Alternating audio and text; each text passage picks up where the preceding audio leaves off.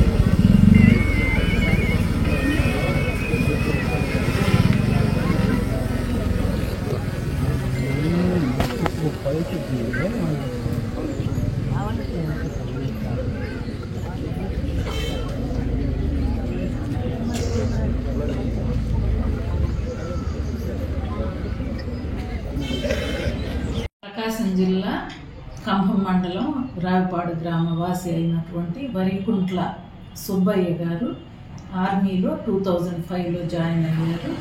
ఈయనకి భార్య 2 బిడ్డలు ఉన్నారు. వారు అనంతపూర్ నార్పల దగ్గర వాళ్ళ ఫ్యామిలీ సెటిల్ అయ్యింది.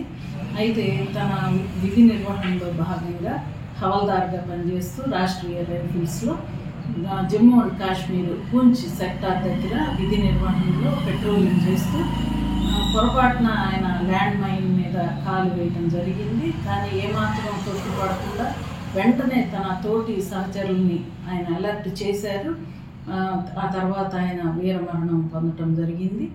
తర్వాత వచ్చేసి వాళ్ళ కుటుంబ సభ్యుల రిక్వెస్ట్ మేరకు అనంతపూర్ జిల్లాకు బాడీని తీసుకొచ్చారు.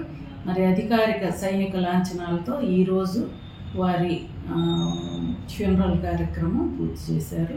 వారి కుటుంబానికి నేను ప్రగాఢ సంతాపం తెలియజేస్తూ ఉన్నాను. ఇటువంటి సంఘటనలు జరగటం అనేది చాలా హృదయ విదారకం.